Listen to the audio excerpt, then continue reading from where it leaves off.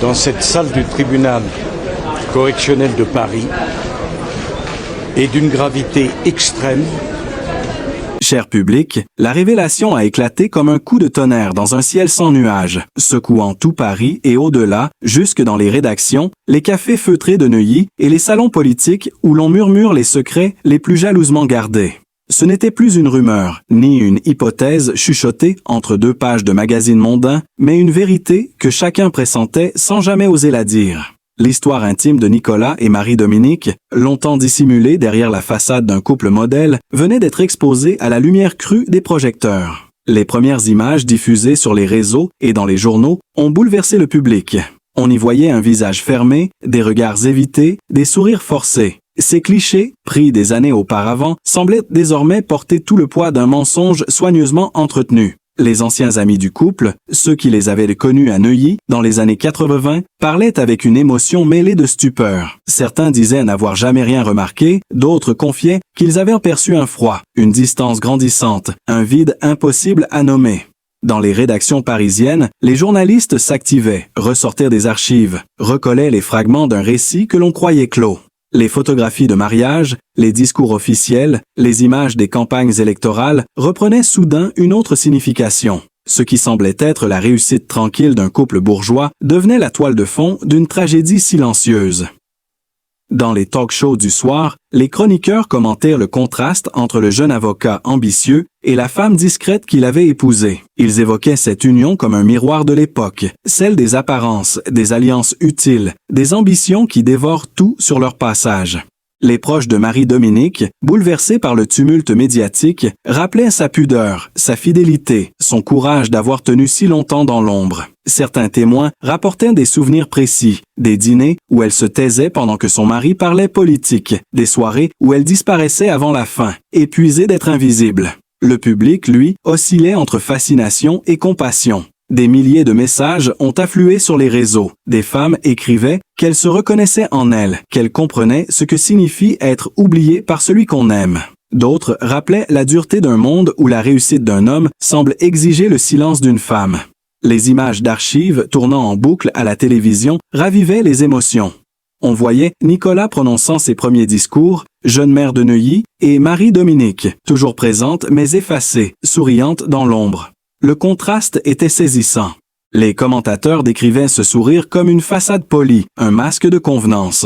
Dans les couloirs du pouvoir, certains anciens collaborateurs confiaient anonymement que tout le monde savait, que la fracture s'était creusée depuis longtemps. L'un d'eux évoquait une phrase restée gravée, « Elle n'était plus là que pour les photos ». Ces mots résonnaient désormais comme un écho cruel. La France entière découvrait, stupéfaite, la réalité d'un amour brisé bien avant les scandales officiels. Ce dévoilement prenait des allures de drame national, tant il mêlait politique, passion et désillusion. Dans les cafés, on commentait le moindre détail, la date du mariage, les regards sur les clichés, les absences dans les réceptions. Chaque fragment d'archives devenait une preuve, chaque silence un indice. Des experts en communication passaient au crible les anciens discours du jeune Nicolas, cherchant dans ses mots les traces d'une hypocrisie préméditée. Les journaux du matin titraient sur « La femme oubliée de Neuilly », tandis que d'anciens compagnons de route tentaient maladroitement de défendre l'image d'un homme pris par le devoir. Mais l'opinion, elle, n'écoutait plus. Elle regardait les photos de famille, ces images d'une douceur trompeuse, et voyait désormais autre chose, une tragédie intime sous les habits du pouvoir. Dans cette tempête médiatique, les voix s'élevaient, certaines indignées, d'autres éplorées. Des personnalités féminines prenaient la parole à la télévision pour saluer la dignité de Marie-Dominique, pour rappeler que derrière chaque homme politique se cache souvent une femme blessée. Des anciens camarades de faculté rappelaient combien elle avait tout sacrifié pour qu'il puisse avancer. La révélation n'était pas seulement un scandale conjugal, c'était le miroir d'une époque, d'un système où la réussite se paie toujours d'un effacement. Les témoignages continuaient d'affluer, les confidences aussi. On apprenait qu'elle avait longtemps gardé le silence par respect pour ses enfants, par pudeur, par loyauté. Et cette loyauté, aujourd'hui mise à nu devant la France entière, devenait la plus bouleversante des vérités. Lorsque la vérité éclate des décennies plus tard, le pays entier semble retenir son souffle. La révélation n'a pas seulement un goût de scandale intime, elle a la saveur amère d'une injustice effacée, celle d'une femme que la République a rayée de son récit officiel. Les journaux s'en emparent avec frénésie, les chaînes d'information déroulent les archives oubliées, les photographies de mariage ressortent des coffres poussiéreux. Sur ces images en noir et blanc, on découvre une jeune femme au sourire doux, debout à côté d'un homme qui ne regarde déjà plus vers elle. Les émissions spéciales se multiplient. Les éditorialistes s'interrogent sur la mécanique du silence. Les biographes racontent pour les coulisses d'une stratégie orchestrée depuis des années pour gommer Marie-Dominique Cuglioli de la mémoire publique. Dans les plateaux télé, les visages sont graves, les invités choqués. Les anciens témoins du couple décrivent un effacement méthodique, une disparition planifiée dans les moindres détails. Certains affirment que son nom avait été systématiquement banni des fiches de presse, que les équipes de communication avaient pour consigne de détourner toute question sur la première épouse. On montre alors des documents internes, des correspondances inédites, où il est écrit noir sur blanc de ne pas évoquer cette période. Les internautes se ruent sur ces révélations, les réseaux sociaux s'embrasent. Des milliers de messages de soutien affluent pour elle, des lettres ouvertes circulent, des tribunes lui rendent justice. Une femme effacée, silencieuse, redevient soudain le symbole d'une vérité qu'on avait voulu étouffer. Dans les rédactions, on exhume des archives télévisées, où on la distingue brièvement derrière son mari, lors d'un discours ou d'une cérémonie officielle. Chaque image devient une pièce à conviction, chaque geste, chaque regard une preuve d'un amour oublié et d'un effacement orchestré. Les journalistes décrivent avec minutie la froideur du système médiatique qui, dans sa course à l'image, avait transformé une épouse en fantôme. Les débats s'enflamment. Comment un homme promis à la plus haute fonction de l'État avait-il pu taire si longtemps l'existence de celle qui partagea ses débuts, ses doutes, ses ambitions? Le contraste entre la jeune femme de Neuilly et les icônes médiatiques qui lui ont succédé fascine autant qu'il dérange. Dans les cafés parisiens, on commente la révélation comme un drame national. Les plus âgés se souviennent de cette époque où tout semblait parfait, où les photos de famille étaient lissées comme des affiches de campagne. Aujourd'hui, ces mêmes images paraissent irréelles, presque glaçantes. On y lit la solitude, la résignation d'une femme consciente d'être reléguée au second plan. Des témoignages émergent, ceux d'amis d'enfance, d'anciens collaborateurs, de voisins de Neuilly. Tous évoquent une femme courageuse, discrète, qui ne s'est jamais plainte, même lorsque tout s'effondrait autour d'elle. Certains rapportent des souvenirs précis, comme ce dîner de 1993 où elle avait quitté la table en silence après une plaisanterie cruelle sur « les épouses qu'on oublie ». D'autres rappellent cette phrase qu'elle aurait dite un jour à une amie. « Je ne veux pas qu'on me plaigne, je veux simplement qu'on se souvienne que j'ai existé ». Ces mots, désormais repris partout, deviennent viraux. Ils résonnent dans les rédactions, circulent sur les réseaux, s'impriment sur les couvertures des magazines. Le nom de Marie-Dominique, longtemps effacé, se remet à vivre. Des photos inédites refont surface. Des lettres retrouvées dans des archives familiales dévoilent une correspondance bouleversante entre elle et son mari dans les premières années de leur union. Des mots tendres, des promesses, des projets d'avenir. Puis, brusquement, les lettres cessent. Le silence après l'amour devient le témoin le plus cruel de cette disparition. Les commentateurs soulignent la violence symbolique de cet effacement. Une femme qui a contribué à la construction d'une trajectoire politique monumentale réduite au statut d'ombre. Le public, bouleversé, redécouvre une figure tragique et digne, victime d'un système où l'amour et la communication sont des instruments de pouvoir. Les journalistes étrangers s'en emparent à leur tour. Des quotidiens italiens, espagnols, britanniques consacrent leurs unes à « la femme oubliée du président français ». Dans les studios, les experts en images analysent la mécanique du récit politique à la française, où la première épouse n'existe que si elle correspond à la mise en scène du moment. Le contraste entre la pudeur de Marie-Dominique et la lumière tapageuse de ses successeuses devient le cœur du débat. Quand Ma vérité, journal d'une femme oubliée, paraît, c'est un tremblement de terre silencieux dans le monde médiatique et politique. Les librairies voient affluer des lecteurs de tous horizons, certains mus par la curiosité, d'autres par un besoin profond de comprendre enfin ce qu'on leur avait caché. Dès les premières heures, les extraits circulent partout, sur les plateaux télé, dans les colonnes des grands quotidiens, sur les forums où l'émotion déborde. Les journalistes parlent d'un texte d'une pudeur bouleversante, d'une confession sans cri ni rancune, mais d'une intensité rare. Les plateaux se remplissent de débats, les spécialistes de communication décortiquent chaque phrase, chaque silence, comme s'ils cherchaient à comprendre comment un récit aussi contenu pouvait provoquer une telle onde de choc. Les visages des commentateurs sont graves, fascinés par la force tranquille de cette parole longtemps étouffée. On montre les images de sa première apparition publique depuis des années. Une interview filmée dans un décor simple, sans maquillage excessif ni lumière artificielle. Son regard direct, sa voix posée, presque chuchotée. Ce moment devient viral. Des millions de vues en quelques heures. Les internautes la décrivent comme une femme d'une élégance désarmante, d'une sincérité qui transperce l'écran. Des personnalités du monde culturel, littéraire et politique saluent dans son courage. Des écrivaines la qualifient de « voix de la mémoire silencieuse ». Des historiennes rappellent que les grandes figures de la République ont souvent reposé sur des sacrifices anonymes. Des femmes de tous âges partagent leurs propres histoires d'effacement, de renoncement, de dignité blessée. Dans les journaux, les unes se succèdent. La première femme du président reprend la parole, la vérité de l'ombre éclaire la République. Une confession qui bouleverse la France.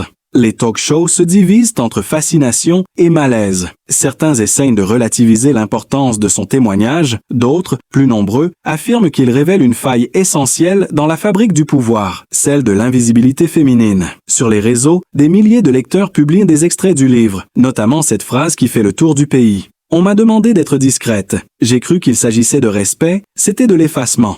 Ces mots deviennent un slogan repris sur les pancartes lors de manifestations féministes, imprimés sur des t-shirts inscrits sur les murs des universités. Les médias étrangers s'emparent de l'affaire. La presse britannique parle d'un « moment de vérité à la française ». Les journaux italiens évoquent la dignité retrouvée de la première épouse, tandis qu'en Espagne, on parle d'un livre qui fissure la façade du pouvoir. À Paris, les libraires ne désemplissent pas. Certains lecteurs pleurent en tournant les pages, d'autres y trouvent un miroir de leur propre vie. Les critiques littéraires soulignent la beauté du style, la précision des souvenirs, la justesse des émotions. Rien n'est laissé au hasard, chaque mot pèse, chaque souvenir résonne comme un écho collectif. Dans les cercles politiques, c'est la panique feutrée. Des anciens collaborateurs se confient sous couvert d'anonymat, avouant qu'à l'époque, tout était organisé pour éviter qu'on parle d'elle. Un journaliste du Figaro révèle même avoir reçu en 1995 des instructions pour ne jamais évoquer la première épouse dans les portraits officiels du ministre. Ces révélations amplifient encore la résonance du livre. Dans les dîners mondains, on murmure que ce récit tombe comme une gifle morale à ceux qui ont participé à cette dissimulation. Des conseillers d'images d'anciens présidents reconnaissent point à demi-mot la cruauté d'un système où l'humain s'efface derrière le récit politique. On ressort alors d'anciennes vidéos d'archives, celles de 1988, où Nicolas Sarkozy, Marie, Cécilia et Jacques Martin. L'image, déjà célèbre, prend une nouvelle dimension. Sur les réseaux, des internautes la rediffusent en boucle, la commentent, la décortiquent, le sourire trop large, le regard complice, le ton solennel. Ce moment, qui paraissait anodin à l'époque, devient un symbole de trahison publique, le point de bascule entre deux vies, deux femmes, deux époques. Dans les rédactions, les émissions spéciales se multiplient, les témoins affluent. Des amis de jeunesse de Marie-Dominique parlent enfin, racontent ses années de silence, sa résilience, son humour discret, malgré la douleur. Une ancienne voisine de Neuilly évoque ses soirées d'hiver où elle apercevait encore de la lumière chez elle, seule, longtemps après que les enfants soient au coucher. Ces images humaines bouleversent le pays. Dans les studios, on passe des extraits de sa voix, cette phrase dite sans trembler. « J'ai aimé un homme d'action, pas un homme de tendresse ». Cette lucidité calme devient le symbole d'une vérité mature, d'une blessure apaisée mais indélébile. La France découvre soudain des fragments inédits du passé, des archives exhumées que personne n'avait jamais vues. Un lot de photographies oubliées, retrouvées dans un ancien studio de presse, montre Marie-Dominique et Nicolas dans leurs premières années de mariage, souriants mais déjà distants, une lumière froide glissant sur leur visage. Ces images, diffusées en exclusivité par un grand hebdomadaire, provoquent un choc. On y lit tout ce que le temps avait tenté d'effacer. La gêne d'un regard, la tendresse absente, l'ébauche d'une fracture silencieuse. Les réseaux s'embrasent. Des experts en communication décryptent la posture, les gestes, les expressions. Ils y voient par les prémices d'un effacement planifié, d'une histoire maquillée dès ses origines. Puis vient la véritable bombe. Un ancien collaborateur, resté dans l'ombre pendant des décennies, révèle dans une interview que l'effacement de Marie-Dominique n'était pas seulement le fruit du hasard, mais d'une stratégie politique consciente.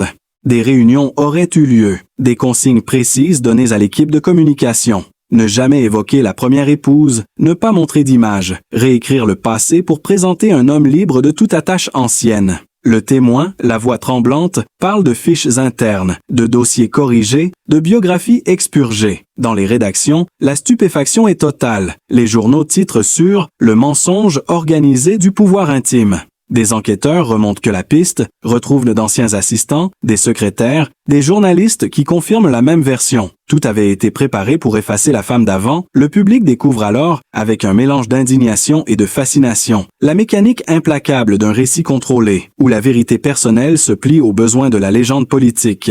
Les émissions spéciales se succèdent, les images d'archives défilent, les voix s'élèvent. On ressort un entretien radio de 1990, resté inédit, où Marie-Dominique, interrogée anonymement, parle brièvement de la solitude des femmes d'hommes puissants. Sa voix est reconnaissable, tremblante mais digne. Cette bande, diffusée pour la première fois, glace les auditeurs. Elle y dit simplement « On disparaît lentement, sans bruit, jusqu'à ne plus exister que dans les souvenirs ».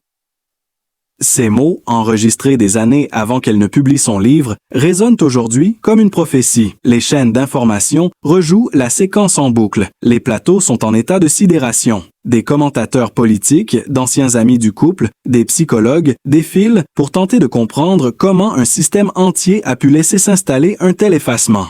Puis survient un nouveau rebondissement. Une lettre manuscrite, adressée par Nicolas à Marie-Dominique en 1989, refait surface. Découverte dans un lot d'archives privées vendues lors d'une succession, elle est authentifiée par des experts. Son contenu bouleverse l'opinion. Il y écrit « Tu es ma base, celle que je ne peux pas montrer ». Cette phrase, simple et glaçante, fait l'effet d'une déflagration.